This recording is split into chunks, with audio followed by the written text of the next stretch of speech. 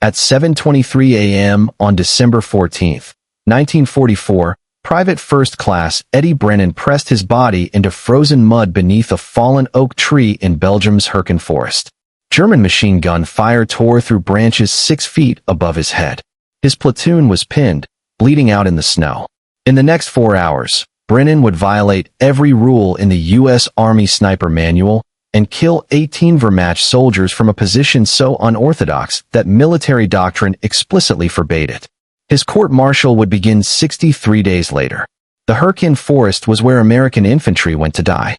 Between September and December 1944, the dense woodland along the German-Belgian border consumed entire divisions. Trees exploded into splinters from artillery. Visibility dropped to 30 yards. German pillboxes, invisible until you were dead, controlled every approach. The 28th Infantry Division lost 84 men in 3 weeks. The forest didn't care about tactics or training. It just killed. Eddie Brennan grew up in South Philadelphia, 3 blocks from the Navy Yard. His father worked the docks, loading cargo ships bound for Europe. Eddie spent his childhood in the narrow streets between row houses, learning to fight in alleys, where backing down meant getting your face split open. He dropped out of school at 16 to work at Hog Island, riveting Liberty ship hulls for 12 hours a day. The work was brutal, but it taught him patience. Waiting for the rivet gun to heat. Waiting for the foreman to look away. Waiting for the right moment to act. Before the war, Eddie hunted deer in the Pine Barrens every November. Not for sport, for meat. His family needed it. He learned to move through brush without sound. To wait motionless for hours. To take shots other hunters wouldn't risk. His uncle taught him to read terrain, to think like prey, to understand that the deer wasn't afraid of you. It was afraid of what you represented, movement, noise, the smell of cigarettes and cheap whiskey. Eddie was drafted in March 1943. Fort Benning turned him into a rifleman. He qualified expert with the M1 Grand. But the Army didn't make him a sniper. They had enough snipers. They needed bodies for the line. So Eddie went to Europe as a replacement assigned to Company B, 110th Infantry Regiment, 28th Division. He arrived in October 1944, just in time for the Herken. The forest killed men in ways Eddie had never imagined. Artillery bursts in the treetops sent wood splinters down like javelins, shredding soldiers who thought they were safe in foxholes. German snipers fired from positions so well camouflaged that platoon walked within 10 feet without seeing them. The official doctrine for American snipers was clear. Elevated positions, maximum visibility, clear fields of fire, find high ground, use trees for vantage points, maintain line of sight. Eddie watched men die following that doctrine. On November 8th, Private Vincent Hayes climbed a pine tree to establish an O observation post. A German sniper put a round through his chest at 9:47 a.m. Hayes fell 20 feet and died in the snow, blood pooling around him while the platoon scrambled for cover. The German was never found. On November 19th, Corporal Samuel Briggs set up on a ridge line overlooking a crossroads. He had perfect visibility for 400 yards. A German counter-sniper spotted his position within 90 minutes and called in mortar fire. Briggs took shrapnel to the throat. He drowned in his own blood before the medic reached him. On November 27th, Sergeant Thomas used a blown-out farmhouse as a sniper nest. Second floor, western window, textbook positioning. He killed 3 Germans before a Panzerfaust team obliterated the building. They found Ork's rifle in the rubble. They never found enough of Orr to bury. Eddie knew Hayes. They'd shared a foxhole during an artillery barrage in early November, pressed together in frozen mud while the world exploded around them. Hayes was from Indiana. Talked too much about his fiancée back home. Eddie didn't talk much, but he listened. When Hayes died, Eddie felt something shift inside him, not grief. He'd learned to bury that. Something colder, calculation. The problem wasn't the men. It was the doctrine. American sniper training emphasized what the instructors called dominant positioning. High ground, clear sight lines, maximum range. The theory made sense on a rifle range. In the Herken, it was suicide. German snipers had been fighting in forests since 1941. From the birch woods outside Leningrad to the pine forests of Poland. They'd learned what the Americans hadn't. In dense woodland, elevation makes you visible. Height makes you a target. Eddie understood this instinctively. He'd hunted deer for 8 years, and deer didn't look up. They looked across. Horizontal threats. Movement at eye level. A man in a tree was silhouetted against the sky, even through branches. A man on the ground was just another shadow. But the manual was explicit. Field Manual 2310, Sniper Training and Employment, published 1943. The sniper should seek elevated positions that provide observation over the maximum area of the battlefield. The Army didn't train snipers to fight from ground level. They trained them to climb. On December 2nd, Eddie watched another sniper die. Staff Sergeant William Peterson, 5 years older than Eddie, a hunter from Montana who should have known better. Peterson positioned himself 20 feet up an oak tree, trying to spot German movement near a contested road junction. Eddie was 50 yards away, prone behind a fallen log, watching Peterson work. The German round hit Peterson in the left eye. He didn't make a sound, just dropped his rifle and fell, hitting 3 branches on the way down. The Springfield clattered against wood, a sound like breaking glass. Peterson's body landed in a heap, one leg bent at an impossible angle. The German sniper never fired a second shot. Didn't need to. Eddie lay motionless for 3 hours watching the tree. He never saw the German, never heard movement. The shooter had fired from ground level from somewhere in the undergrowth 200 yards away. Perfect concealment, zero visibility. Eddie realized the German wasn't hiding in the forest. The German was part of the forest. That night, Eddie couldn't sleep. He lay in his foxhole, staring at the black silhouette of tree branches against the sky, thinking about deer. Deer bedded down in low brush, under fallen trees, in natural depressions where the ground concealed them. They didn't climb to safety. They sank into it. Predators looked for movement at eye level and above. They didn't look down. What if a man could do the same thing? Eddie approached Captain Whitmore the next morning. Whitmore was 31, a former high school teacher from Ohio who'd been given a company to command after the previous co took machine gun fire in the face. Whitmore was trying to keep 200 men alive in a forest designed to kill them. He didn't have time for theory. "Sir," Eddie said, "the snipers are dying because they're too high." Whitmore looked at him. "Elevated positions provide visibility, Brennan. That's doctrine." "Doctrine's wrong for this terrain," Eddie said. "Germans are shooting from the forest floor. We're climbing trees and dying. You want to engage targets from ground level? You'll have zero visibility. I'll have concealment. That matters more." Whitmore shook his head. "The manual exists for a reason. Elevated positions." "The manual was written for open terrain," Eddie interrupted. "This isn't open terrain. This is 30-yard visibility and tree-burst artillery. Height doesn't help. It kills." Whitmore stared at him. "You're a rifleman, Brennan, not a sniper." "Hayes was a rifleman, too," Eddie said quietly. "Briggs was a corporal. Or was a sergeant. They're all dead. I'm asking permission to try something different. And if you get killed doing it, then you're down one rifleman instead of another sniper." Whitmore was silent for a long moment. Then he said, "I didn't authorize this conversation. Clear?" Eddie nodded. "Clear. Don't get caught." Whitmore said, "And don't miss." That night, Eddie began preparing. He wasn't going to dig a hide or build a nest. He was going to disappear into the forest floor itself. He needed a fallen tree, something massive with root structures still attached, creating a natural cavity underneath. The Herdkin was full of them. Artillery and wind had toppled oaks and pines throughout the forest. Most lay half buried in mud and snow, rotting slowly into the earth. Eddie found what he needed on December 12th during a patrol. A massive oak 60 feet long blown over by artillery. The root ball had torn free from the earth, creating a depression 15 feet across. The trunk had fallen at an angle, leaving a gap underneath, maybe 14 in of clearance. Snow had drifted against the log, providing additional concealment. From 30 feet away, it looked like every other fallen tree in the forest. From 3 feet away, it still looked like every other fallen tree. Eddie crawled underneath. The space was tight. He had to worm forward on his elbows, dragging his rifle beside him. The ground was frozen mud, hard enough to support his weight without leaving obvious impressions. The root ball created a natural backstop, blocking any silhouette. The trunk itself was 3 feet thick solid oak that would stop machine gun fire. He positioned himself facing north toward German lines. Through the gap between trunk and ground, he had a horizontal sight line across the forest floor, maybe 6 in a viewing angle, but it stretched for 200 yards. He could see the bases of trees, the undergrowth, the small rises and depressions in terrain. He couldn't see the sky. He couldn't see anything above 4 in height. Perfect. Eddie spent 3 hours under that log, not moving, just watching. He saw a deer pick its way through the snow 90 yards out. He saw 2 German soldiers walk past close enough that he could hear them talking. Neither looked down. Why would they? Men fought at eye level.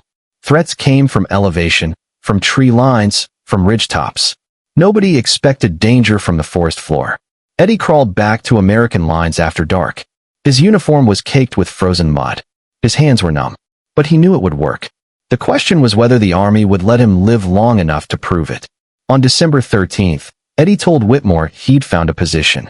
He didn't explain the details. Whitmore didn't ask. The captain just nodded and said, "Radio check every 2 hours. If you miss a check, I'm sending a patrol." Eddie nodded. Understood. And Brennan, if this works, I never gave you permission. If it doesn't work, I definitely never gave you permission. Yes, sir. Eddie moved into position at 4:30 a.m. on December 14th. Dawn was 90 minutes away. He crawled under the fallen oak in complete darkness, navigating by memory, dragging his Springfield rifle and a canvas bag with 300 rounds. He wore every piece of cold weather gear the Army issued.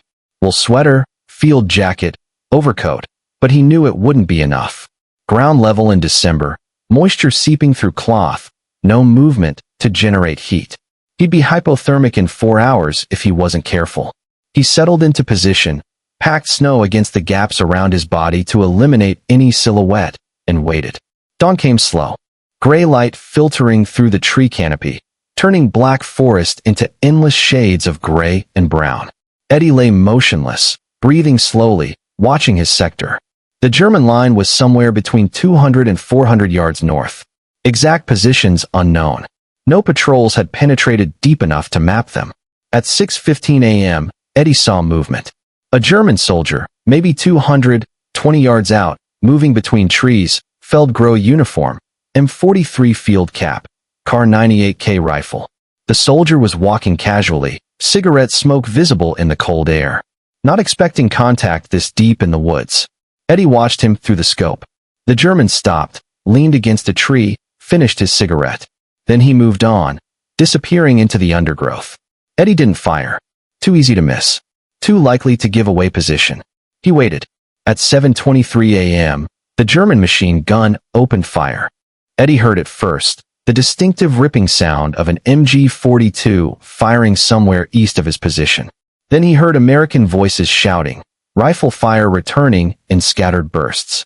His platoon was pinned down, probably by the same machine gun nest that had hit them 3 days ago. Eddie keyed his radio. Brennan to Whitmore. Contact, east 200 yards. I'm holding position. Whitmore's voice crackled back. Copy. Stay quiet unless you've got a shot. Eddie scanned his sector. The machine gun fire was loud, echoing through the forest, masking all other sound. Movement to his left. 3 German soldiers running forward, using the covering fire to advance. They were moving fast, low, professional. Eddie tracked the lead soldier through his scope. Range 180 yards. Target moving left to right. Wind negligible. The Springfield was zeroed for 200 yards. Eddie adjusted slightly, leading the target's movement. He fired. The recoil slammed into his shoulder, trapped between his body and the frozen ground. The sound was enormous in the confined space under the log. The German soldier dropped instantly, falling forward into the snow. The other 2 soldiers froze, scanning the tree line, looking up and around. Not down. Eddie worked the bolt. The spent casing ejected, bounced off the underside of the log, landed in the mud beside his face. He chambered another round, found the second German in his scope. The man was crouched behind a tree, weapon ready, still searching for the shooter. Eddie fired again, hit. The German pitched backward, clutching his chest. The third soldier ran. Eddie tracked him, fired, missed. The German disappeared into heavy undergrowth. Eddie chambered another round, scanning, waiting. The machine gun had stopped firing. Silence spread through the forest like spilled water. Eddie lay motionless, controlling his breathing, watching his sector. His ears rang from the muzzle blast. His shoulder ached. The smell of gunpowder hung in the confined space under the log, sharp and accurate. Minutes passed. Nothing moved. Then Eddie saw them. 4 German soldiers advancing in a line 50 yards apart. They were moving cautiously now, weapons up, checking every tree, every shadow. They knew there was a sniper. They just didn't know where. Eddie let them come closer. The leftmost soldier was 140 yards out. The rightmost was nearly 200 yards. Eddie watched them through the scope, selecting targets, prioritizing. Closest first. He fired. The leftmost soldier dropped. Eddie worked the bolt. Fired again. The second soldier went down, screaming. The other 2 hit the dirt, returning fire blindly. Rounds smacked into trees, tore through underbrush, kicked up snow. None came close to Eddie's position. They were aiming too high. Eddie waited 10 seconds. 20. One of the Germans moved, trying to low crawl toward cover. Eddie put a round through his spine. The 4th soldier broke and ran, stumbling through the snow, heading back toward German lines. Eddie let him go. The forest went quiet again. Eddie keyed his radio. Brennan to Whitmore. 5 confirmed. No contact on my position. Jesus Christ. Brennan, where the hell are you? Ground level under a log. Silence on the radio. Then say again, I'm prone under a fallen tree. They can't see me. Another pause. You're insane. I'm alive. Eddie said they're not. The machine gun opened fire again, a long sustained burst. Eddie heard American voices shouting, calling for suppression. He scanned his sector, waiting. 2 German soldiers appeared, running forward to support the machine gun position. Eddie dropped the first at 170 yards. The second made it 10 more yards before Eddie's round caught him in the hip, spinning him into the snow. 7 confirmed. Eddie worked the bolt, chambered another round. His hands were steady. His breathing was controlled. He felt the cold now seeping through every layer, but he didn't feel afraid. He felt patient. Deer didn't panic. They waited. They chose their moment. Movement to his right. 3 more Germans moving in a loose formation heading toward the American position. Eddie tracked the leader. Range 210 yards long shot through undergrowth. He adjusted for distance, led the target slightly, squeezed the trigger. Hit. The German dropped instantly. The other 2 scattered, diving behind trees. Eddie scanned, waiting for one to break cover. 30 seconds, a minute. Finally, one of them shifted position, trying to get a better angle. Eddie saw the movement, through a gap in the brush, fired, hit the soldier in the shoulder. The man went down screaming. The last German didn't move. Smart. He stayed behind his tree, weapon ready, waiting. Eddie watched him through the scope, patient. 5 minutes passed. 10. The German shifted slightly, trying to get more comfortable. Eddie fired. The round punched through the edge of the tree and caught the German in the neck. He dropped without a sound. 10 confirmed. Eddie's radio crackled. Brennan, we're pulling back. Can you cover? Affirm, Eddie said. Moving in 3 minutes. He had maybe 200 rounds left. Enough. The American platoon began withdrawing. Fire teams leapfrogging back through the forest. German fire intensified. Rifle shots, machine gun bursts, the crump of mortar rounds impacting behind American lines. Eddie watched the German position, waiting for targets. A German machine gun team repositioned, trying to get a better angle on the withdrawing Americans. Eddie saw them through the undergrowth. 3 men carrying the MG-42 and ammunition boxes. They were moving fast, professional, staying low. Eddie led the first carrier, fired, hit. The man dropped the machine gun and fell. The other 2 dove for cover. Eddie worked the bolt, fired again, missed. The third round caught one of them in the leg. The remaining German grabbed the machine gun and ran, dragging it toward cover. Eddie fired, hit him in the back. The German dropped the weapon and fell forward into the snow. 13 confirmed. The German fire shifted. They were trying to locate Eddie now, pouring rounds into the tree and walking fire across suspected positions. Eddie pressed himself flat, listening to bullets snap overhead. Impact, trees tear through branches. None came low enough. They were still aiming too high. Eddie waited until the firing slackened, then scanned his sector again. More movement. 5 German soldiers advancing in a staggered line, trying to flank the American position. They were good, using cover effectively, moving in short rushes. Eddie fired on the closest hit. The soldier pitched forward. Eddie worked the bolt. Fired. Another hit. The remaining 3 went prone. Returning fire. Eddie ignored them. Tracked one who was trying to low crawl forward. Fired. Hit him in the shoulder. 16 confirmed. Eddie's hands were numb now. The cold was winning, seeping through gloves, through wool, through skin. He flexed his fingers, trying to maintain feeling. Reload. 20 rounds left in the current clip. 170 in the bag. The Springfield was ice cold, frost forming on the metal. The two remaining Germans from the flanking group were repositioning, moving back toward their own lines. Eddie tracked them through the scope. 240 yards. Long shot. Moving targets. He fired anyway. Missed. Fired again. The second round caught one of them high in the back. The soldier stumbled, fell, didn't get up. 17 confirmed. The forest was chaos now. American fire pulling back. German fire pursuing. Mortar rounds impacting in waves. Eddie lay motionless under his log, watching, waiting. His radio crackled constantly, platoon leaders calling positions, casualties, ammunition status. Then he saw the last target, a German officer moving forward with two runners, trying to coordinate the advance. The officer was shouting orders, pointing, directing fire. He was 200 yards out, partially obscured by undergrowth, but Eddie could see enough. He centered the crosshairs on the officer's chest, adjusted slightly for range, breathed out slowly. Fired. The officer dropped instantly, falling backward into the snow. The two runners scattered, diving for cover. 18 confirmed. Eddie lay still, watching, waiting for return fire. None came. The German advance had stalled. Their officer was down. Machine gun teams were suppressed. The flanking element was scattered. Eddie keyed his radio. Brennan to Whitmore. Platoon clear to withdraw. I count 18. Enemy down. Silence on the radio. Then Whitmore's voice. Quiet. 18. Confirmed. I'm pulling back now. Eddie began the slow process of extraction. He couldn't just stand up and run. That would silhouette him against the forest, make him visible.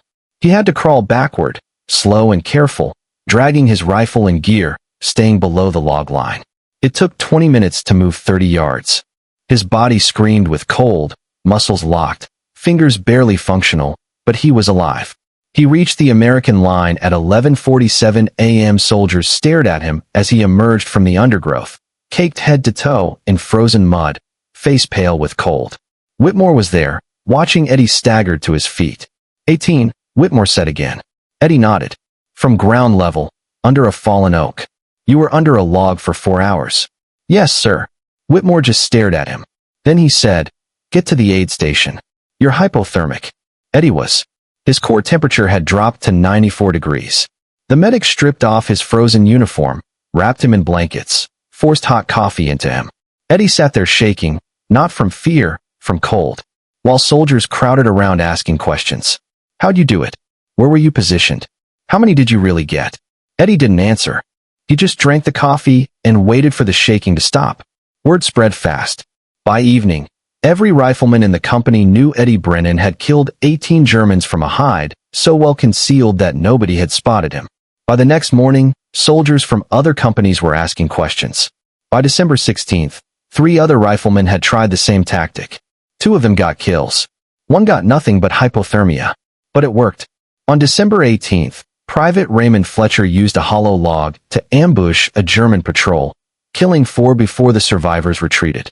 On December 21st, Corporal James Dalton positioned himself under a root ball and took out a machine gun team that had pinned his platoon for 6 hours. The tactic spread quietly, man-to-man, whispered conversations in foxholes and aid stations. No officers ordered it. No training manual described it.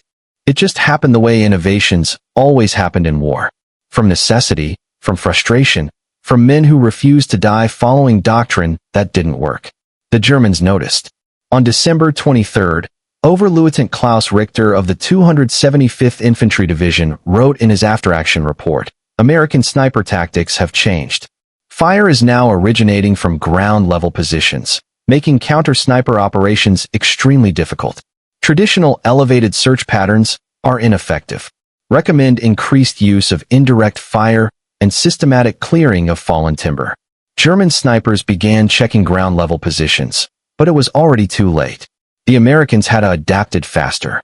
By January 1945, forest floor sniper hides were being used throughout the Hurricane, and the technique was spreading to other units. Other forests, other fronts. The German 300 Mackenfolks Grenadier Division reported sniper casualties increased 47% in January compared to December. The Americans were invisible. German doctrine couldn't counter what they couldn't see. But Eddie Brennan never got credit. On February 15, 1945, military police arrested him at his battalion headquarters. The charge: unauthorized modification of sniper doctrine, violation of Field Manual 23-10, conduct unbecoming. Eddie didn't resist. He'd known this was coming since December 14th. The court-martial convened on February 19th at division headquarters in Luxembourg. Eddie stood before 3 officers, a colonel, a major, and a captain. None of them had been in the Hurt gun. None of them had watched men die following doctrine. The colonel read the charges. Private First Class Brennan, you are accused of willfully disregarding established sniper procedure, endangering yourself and your unit through reckless tactical decisions, and undermining military discipline by encouraging other soldiers to violate training standards. How do you plead? Guilty, Eddie said. The colonel blinked. You admit to these charges? Yes, sir. I violated the manual. I used ground-level positions. I told other men how to do it. The major leaned forward. Do you understand that sniper doctrine exists to maximize effectiveness while minimizing risk? I understand the doctrine got men killed. Eddie said Hayes, Briggs, or Peterson, all dead because they followed the manual. The manual has been developed over years of combat experience. Not forest combat, Eddie interrupted. Not the Hurricane. That manual was written for open terrain. The forest's different. The captain spoke up. Even if your tactic was effective, which is disputed, you had no authority to make that decision. You're a private. You follow orders. I followed Captain Whitmore's orders, Eddie said.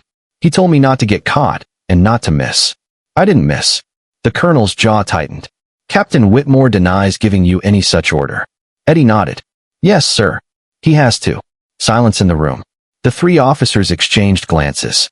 The major said, your kill count from December 14th is listed as 18 confirmed. Is that accurate? Yes, sir. From a single position. Yes, sir.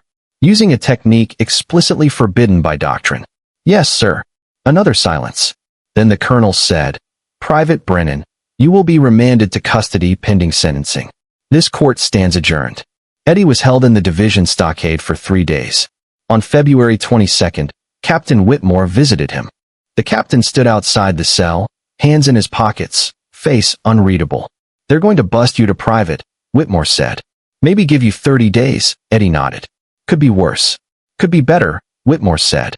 If you'd kept your mouth shut. Couldn't do that, sir. Whitmore was quiet for a moment. Then he said, Fletcher got 6 kills yesterday. Dalton got 3 more. Your technique works, Brennan.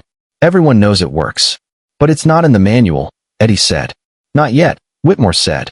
Maybe after the war, Eddie shrugged. Don't matter to me, Whitmore studied him.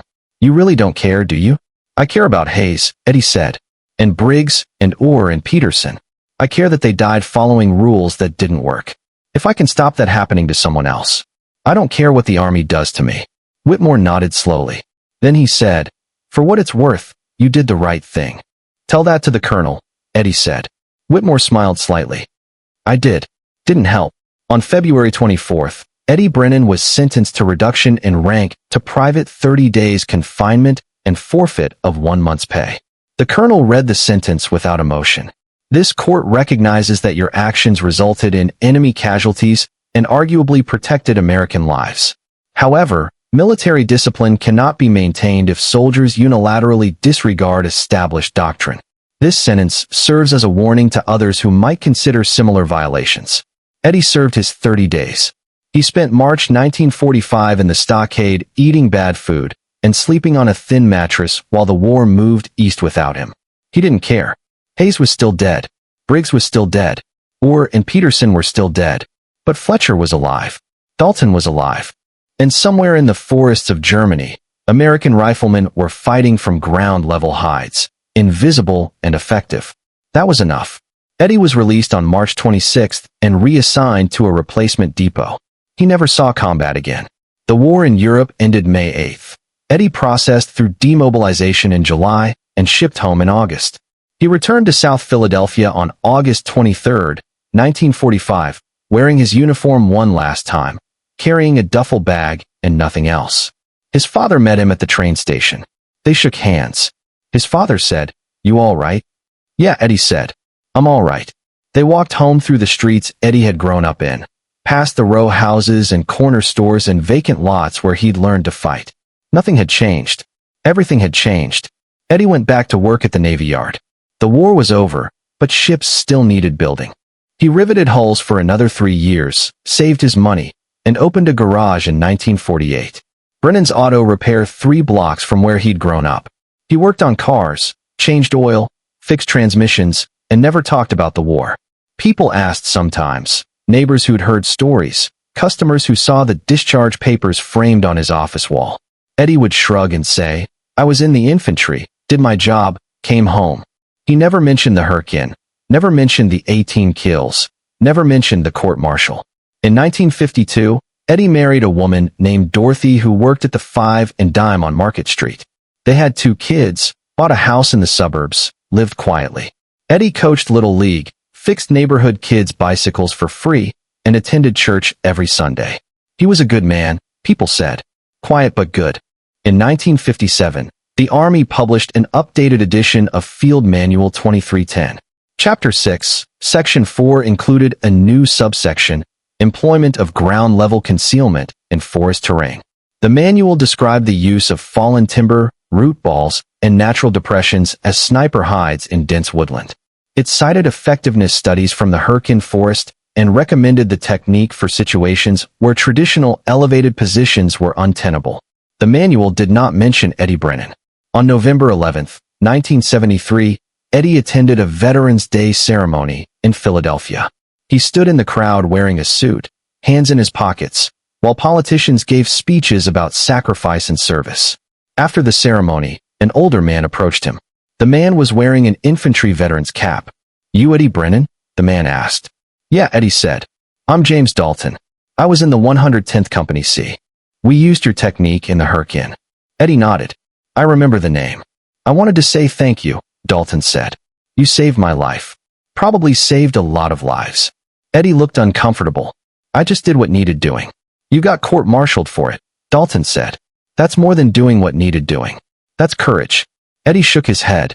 Courage was Hayes climbing that tree knowing it might kill him. "I just figured out a better way." Dalton smiled.